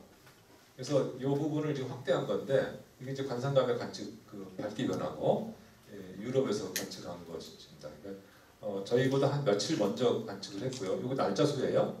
그리고 그 초신성이 제일 밝았을 때를 기준으로 해가지고 그 전과 후로 이렇게 날짜를 이렇게 나타난 건데 서양 기록은 굉장히 들쭉날쭉한 걸 알 수가 있죠. 근데 우리 기록은 이제 굉장히 이렇게 부드럽게 굉장히 정확한 관측을 했다는 걸 알 수가 있습니다. 다만 이제 최초 관측은 이태리였고 그 다음에 조금 몇 나라들이 이렇게 왔다 갔다 이렇게 합니다. 케플러는 여기서부터 케플러예요, 이게.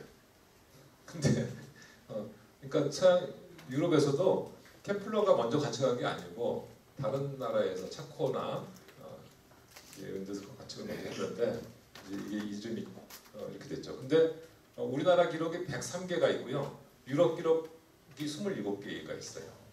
그러니까 대부분 우리나라 기록이죠. 그래서 이건 케플러 초신성이 아니라 관상감 초신성이라고 불러야 되는데 그리고 이제 이렇게 광도곡선이라고 부르는데 광도곡선이 잘 나와 있어서 이게 이제 오늘날 초신성이 여러 유형이 있습니다.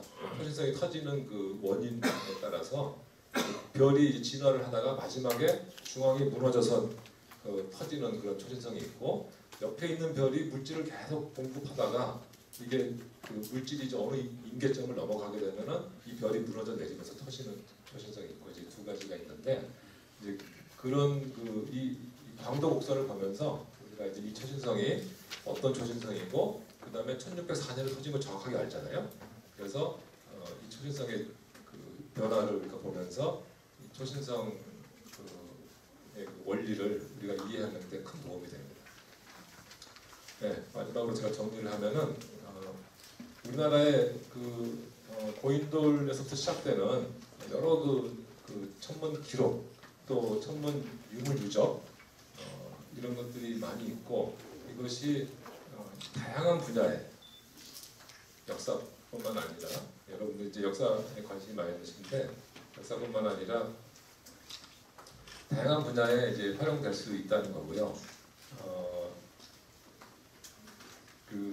특히 제가 이제 그 의식적으로 이제 이 부분을 한 이유는 현대 과학의 포텐셜을 높이기 위해서 우리가 전통 과학의 흐름 위에 현대 과학을 실어야 된다. 그래야 우리가 우리의 능력이 훨씬 더 배가 될 수가 있다 하는 거고 그런 그 목적을 가지고 전통과학도 봐야지 이것이 박제화되고 죽은 열등하고 소용없는 그런 것이 아니라 현재의 우리 활동에 직접적으로 연결되어 있는 그런 살아있는 유산이라고 하는 것을 우리가 깨달을 수가 있다는 거죠. 그래서 우리 문화의 개성과 창의성을 이 연결을 통해서 우리가 확보할 수가 있다는 겁니다. 물론 이제 역사 연구의 새로운 방법론으로서도 중요할 것 같고요. 현대 과학의 데이터도 활용될 수 있는 측면은 많이 있습니다. 그래서 제가 이제 굉장히 오랜만에 이번 학기에 강의를 고등과학은 강의를 할 필요가 없는데 이제 제가 강의를 하나 맡았습니다. 근데 우주론 강의를 하는 게 아니라 고천문학 강의를 하게 됐어요. 이번 학기에.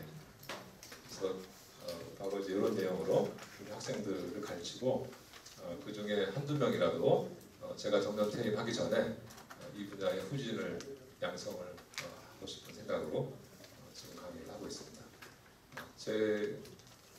제가 드리고 싶은 말씀은 여기까지입니다. 감사합니다.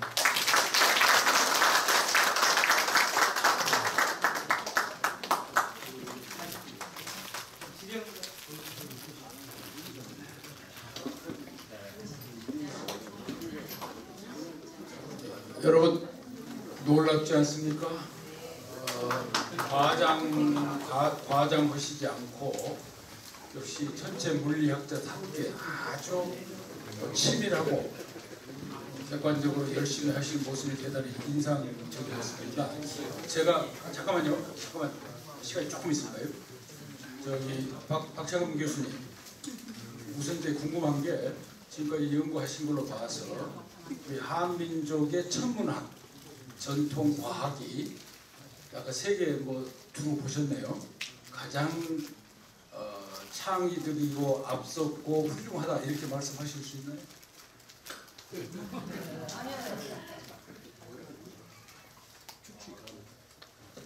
네, 저는 이제 꼭 우리가 꼭 1등이 돼야 될 필요는 없다고 생각하고요. 네. 아니 근데 아까 그런 데가 묻어 나와서 제가 묻는 거죠. 네. 근데 특별한 것은 분명한 것 같아요. 아까 말씀드린 대로 전 세계 수많은 민족들이 있고 한데 이 한중일 삼국이 이렇게 2000년이 넘는 기간 동안에 자연상을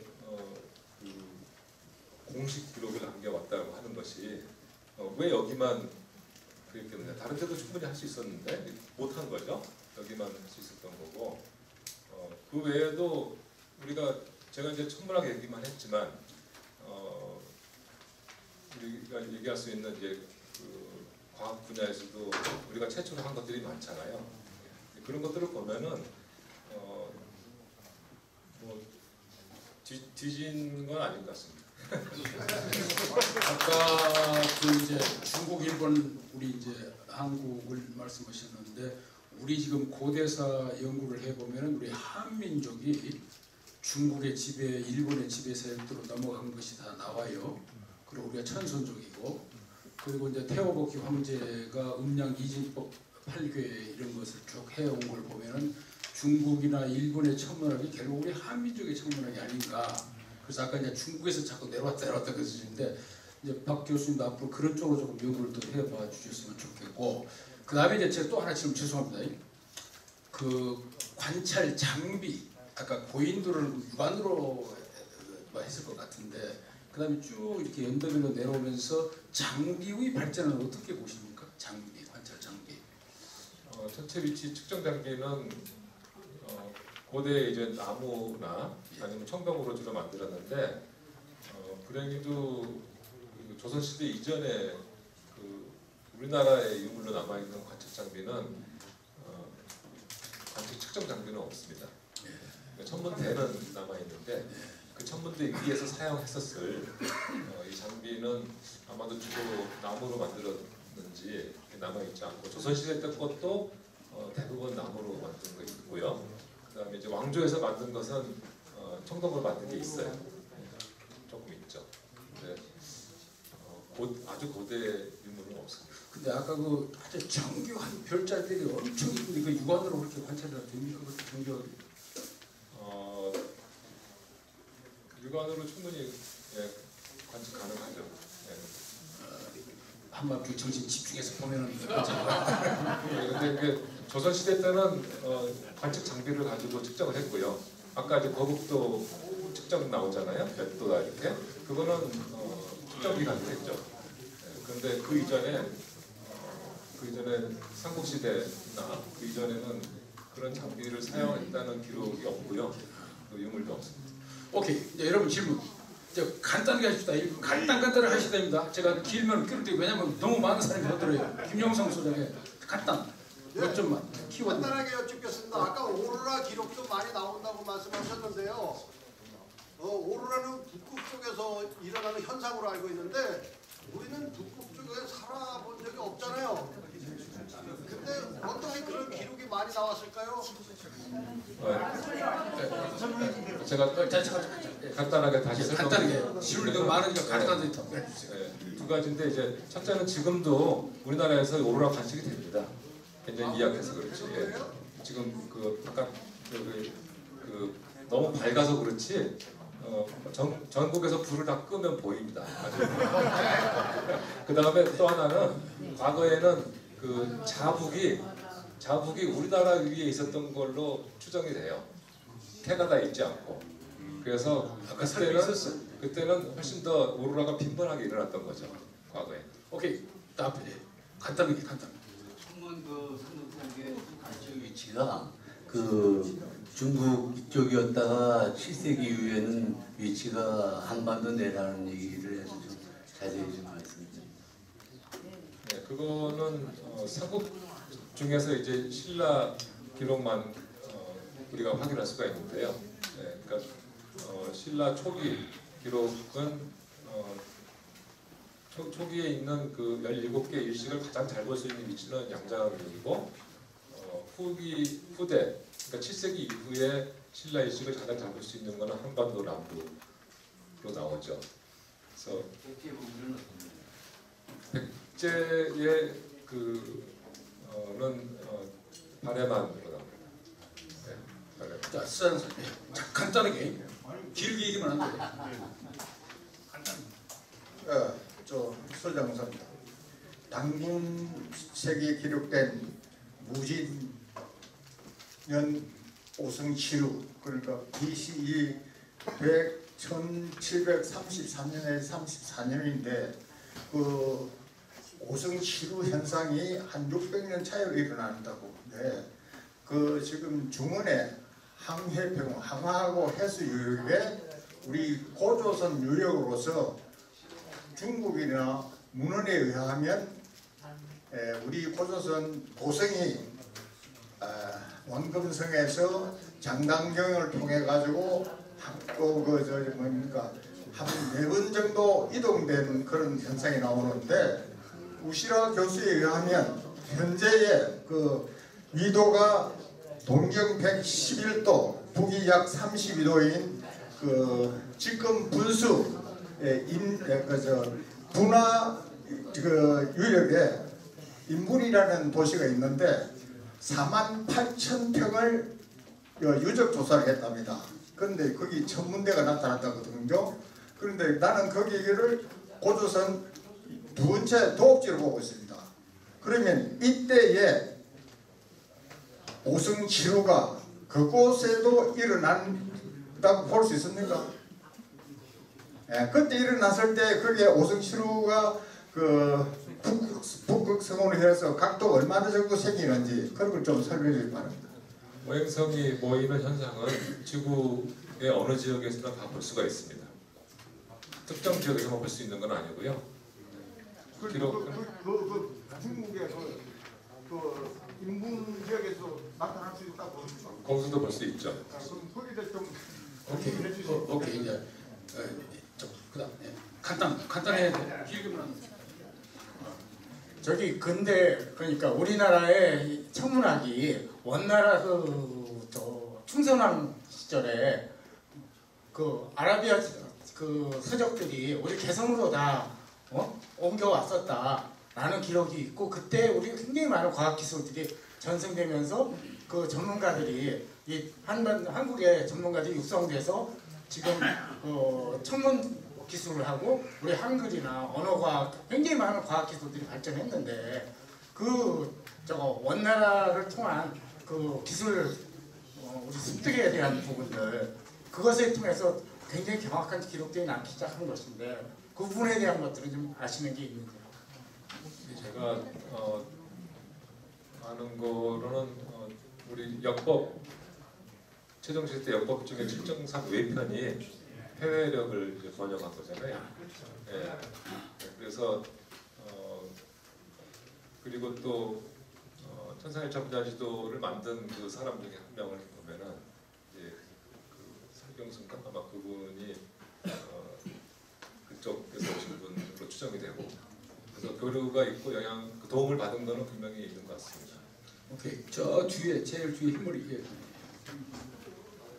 수원대는 정대웅이라고 예. 너무 좋은 강의 많이 듣고 많은 분들이 예. 간단하게 질문만 키워드만 좀 근데 아까 고인돌이 전 세계로 다 퍼졌다고 얘기를 하시는데 영국에도 갔다고 그러니까 그게 스톤헤지라고 영국 사람들이 얘기하는 스톤헤지 영국의 스톤헤지 예. 그거랑 우리 고인들은 어떻게 연관관계를 만들어서 그쪽이 우리 문화가 흘러간 걸 증명할 수 있는 방법은 없을까요? 일단 이제 제가 그 고인돌 띠 얘기한 것은 스톤헨지도 물론 거성 문화의 그 한 결과물이죠. 근데 거기도 고인돌이 있어요. 실제로 여러 가지 형태의 돌방 무덤이나 선돌이나 고인돌도 있고 유럽에도 고인돌이 있고요. 근데 이제 물론 스톤헨지에 해당되는 그런 그 석조물들이 있죠.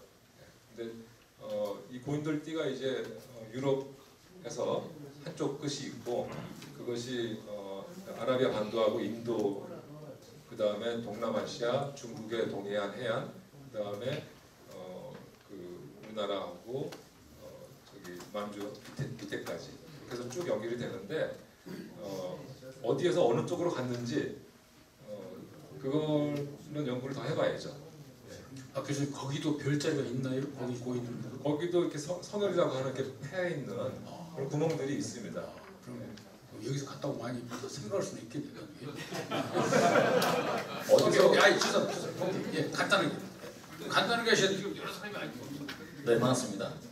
좀 전에 그 말씀 중에 그 돌아가신 나대일 박사님께서 역사 얘기를 또 많이 하셨다는 말씀하셨고 93년도에 역사 연구를 함께 하자는 그 제안을 하셨다는 말씀을 하셨거든요. 특히 그 백제에 대해서 말씀을 많이 좀 하셨다는데 어떤 부분을 좀 하셨는지 그 부분을 조금 간단히 좀 말씀해 주시죠. 아까 잠깐 말씀드린 것처럼 그 일본 학자들의 비판이 백제 초기 역사가 후대 역사를 그 삽입한 거다. 그래서 이제 후대에 이제 그 근자가 붙은 왕들이 있잖아요. 금구수왕, 금초왕 이런 거 하고 그 앞에 그냥 초고왕, 구수왕 이렇게 한 것은 이름도 비슷할 뿐만 아니라 그 왕의 재기간에 일어났던 사건도 유사성이 있다. 그렇기 때문에 앞에 있는 역사는 허구다 이렇게 이제 비판하고 있으니까 그 시기에 있는 천문 기록의 사실 여부를 우리가 검증하면은 이 역사가 사실인지 아닌지 증명할 수 있다는 그런 얘기를 했었습니다. 오케이 또 예. 간단하게 아까 이제 고대 우리 강력 때문에 여쭤보는 건데요. 그 시기 신라든 그 삼국이 있던 시기나 그 이전에 고조선 시기까지 봤을 때 가령 수성과 금성 같은 그 궤도변이나 또는 우리 그 23.5도의 여기 자전 궤도 자체의 그 축의 변화 요것이 5,000년 또는 10,000년 이내에는 그런 우주론적 입장에서 보았을 때는 전혀 없었습니까? 전혀 없죠. 예. 그 아까 천상열차 분야 지도를 말씀하셨는데요.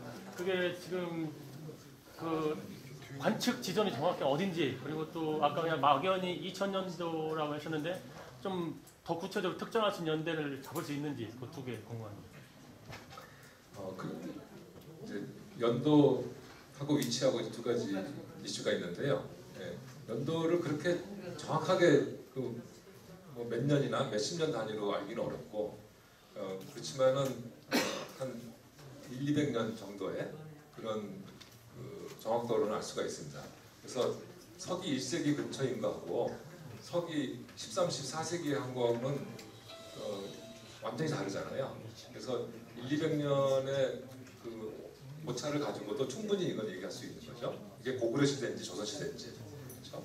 그다음에 위치는 위도만 알 수가 있습니다. 그래서 아까 천문도를 보시면은 그 안에 이제 여러 가지 그 좌표선이 그어져 있는데요. 그 좌표선 중에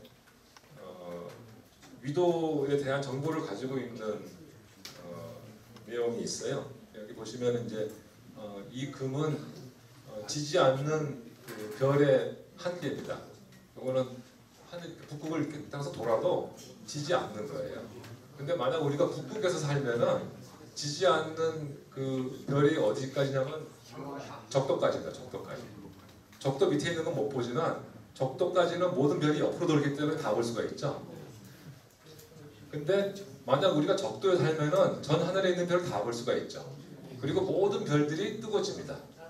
그래서 적도에서는 이것이 없어지고 모든 별들이 출몰성이 되고요. 북극에서는 모든 별들이 항상 보이게 되고, 그래서 요 위치, 또 이 적도의 위치, 또 출몰성의 남방한계, 요 세 원을 보면은 그 관측자의 위도를 알 수가 있는데, 이것을 보면은 관측자의 위도는 약 위도 39도 정도로 나와요. 평양의 위도. 그 다음에 이걸 가지고 보면은 그 우리나라 남쪽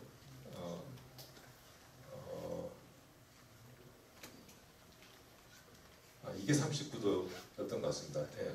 그리고 하여튼 이쪽이 고쳤기 때문에 이쪽의 위도는 조선 수도의 위도로 나오고, 여기는 이제 고구려 수도 위도로 나와야 되는데 이분들이 조금 더 남쪽까지 최대로 그려온 것 같아요.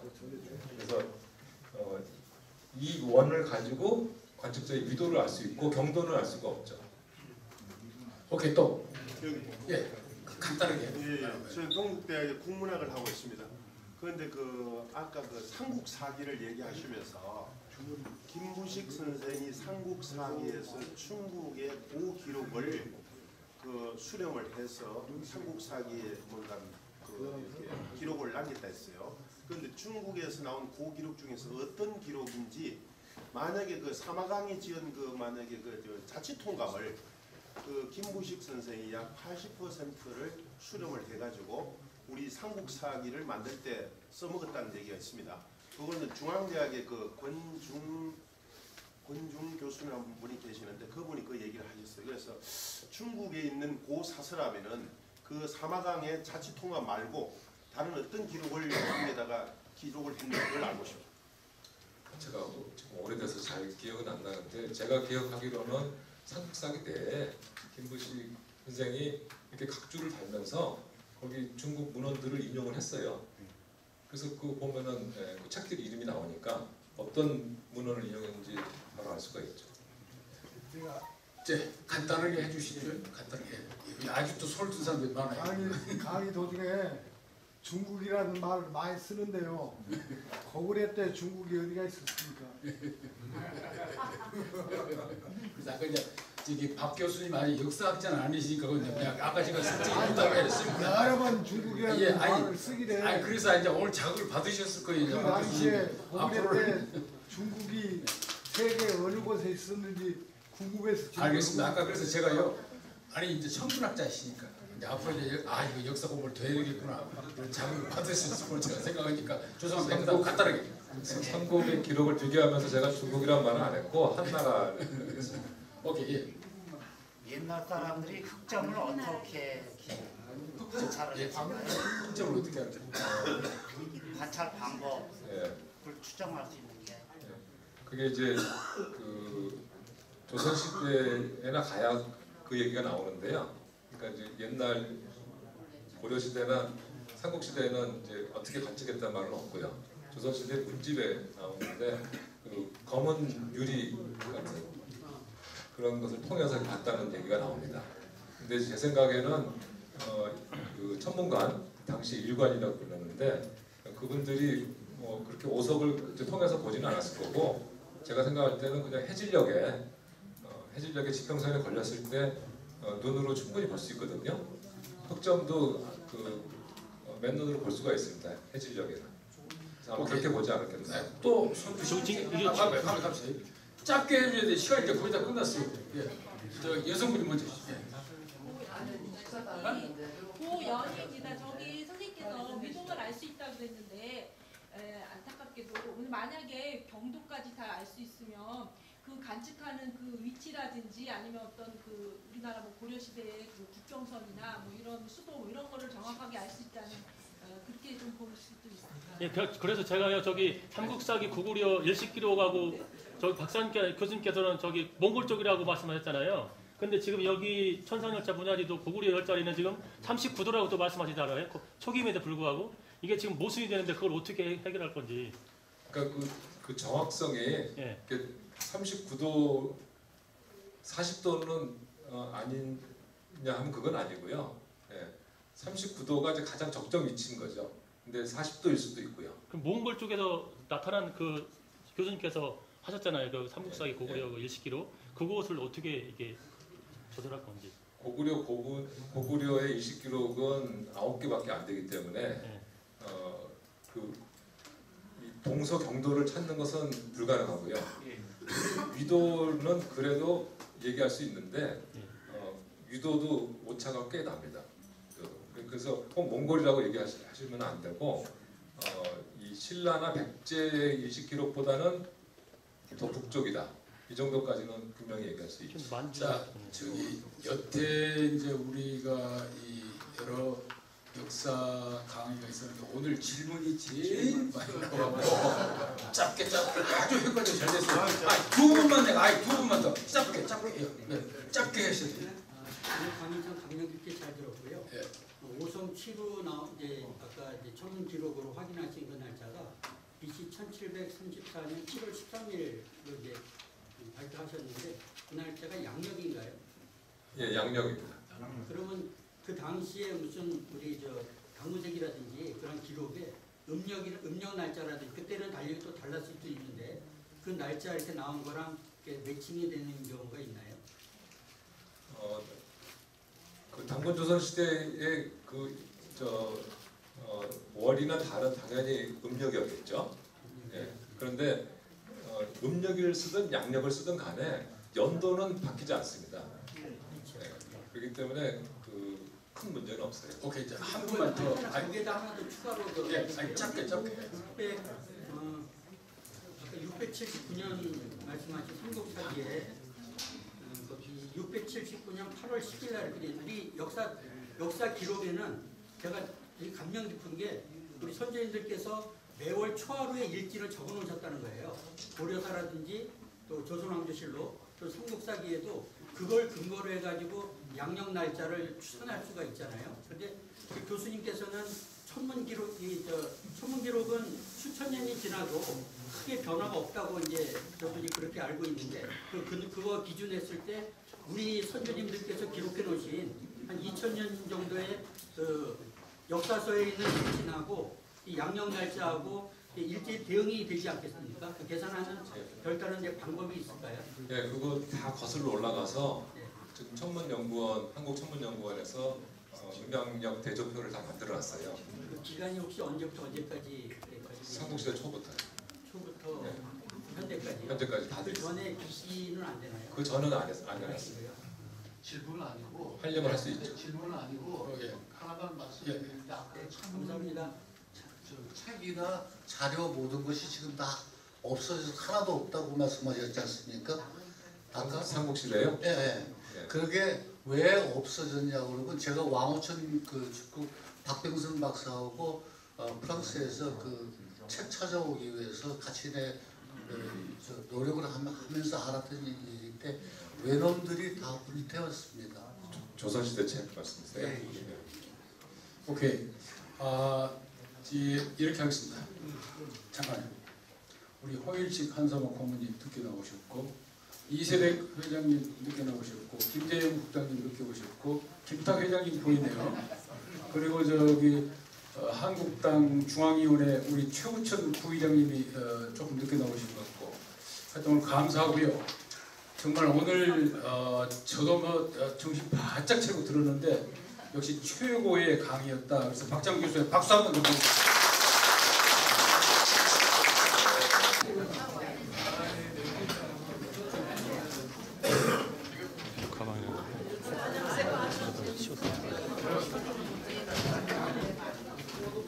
자, 다 들어오세요. 들어오시라고. 기념이.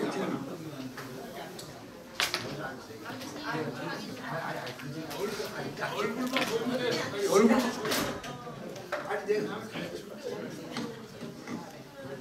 자, 사진 찍겠습니다.